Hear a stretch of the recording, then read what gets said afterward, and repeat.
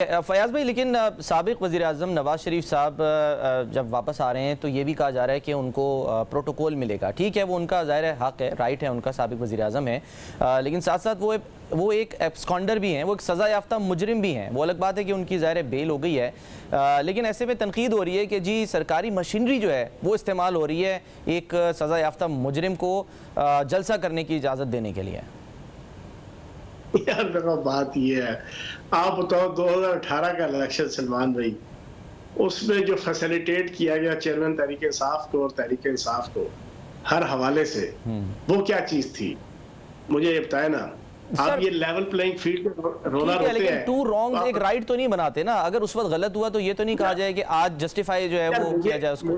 मुझे इस चीज का इल्म नहीं है, मुझे इस चीज का इल्म नहीं है कि क्या हो रहा है या क्या नहीं हो रहा, लेकिन मैं ये समझता हूँ वो वापस आ रहे हैं। अभी देखते हैं, कानून का सामना करेंगे, उनके खिलाफ केसेस हुए हैं, अदालतों से रिलीफ ले रहे हैं ना, उसी अदालतों से ले रहे हैं जिन अदालतों ने 1.5 साल 12-12 15-15 एक एक दिन में जनाब जमानतें दी हैं चेयरमैन तहरीक इंसाफ को, जिन्होंने 1.5 साल फैसिलिटेट किया है तहरीक इंसाफ के चेयरमैन को।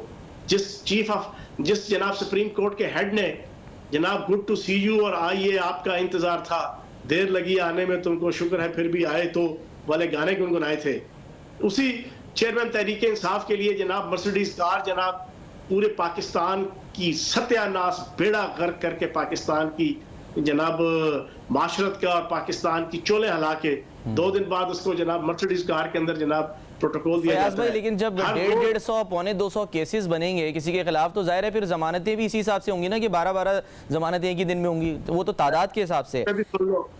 इस पर भी सुन लो ना सलमान भाई, किसने जनाब आपकी दुम पे पाँव, इनकी दुम पे पाँव रखा था कि जनाब 150 से 200 हो जाए। 3 सिर्फ केस थे, तोशा खाना, फानन फंडिंग और अलकादे ट्रस्ट। बिल्कुल, उन 3 केसेस को 150 तक कौन लेके गया? गिरफ्तारी एक दे देते, शामिल तफ्तीश हो जाते ना। तोशा खाना केस के अंदर 54 जनाब पेशियां हुई, जिसमें सिर्फ 4 पेशियों पे शरीक हुए साहब बहादुर, 50 में शरीक नहीं हुए। फिर आप गिरफ्तारी से अपने आप को बचने के लिए रेड लाइन क्रॉस लेके आपने जजेस के ऊपर हमला, जुडिशरी के ऊपर हमला, जुडिशियल कम्प्लेक्स के ऊपर हमला, हाई कोर्ट के ऊपर हमला, डीआईजी ऑपरेशन के ऊपर हमला, हर दूसरे दिन पेट्रोल बमों से हमला, पुलिस से टकराओ, रेंजर से टकराओ। जब ये करके आपने खुद 150 तक लेके गए ना, आपने अपने हाथों से जला। लेकिन फयाज भाई आपको भी अच्छी तरह पता है, आप कह रहे हैं ना कि 2018 में जो हुआ तो क्या हुआ उस वक्त, तो जब ये टेबल टर्न करेंगी और ये केसेस जो हैं वो जिस तरह से बनाए गए थे वैसे ही खत्म होंगे। जैसे अब कहा जा रहा है कि जी जिस तरह से सजाएं मिली थी वैसे ही जो है वो जमानतें भी मिल रही हैं नवाज शरीफ साहब को।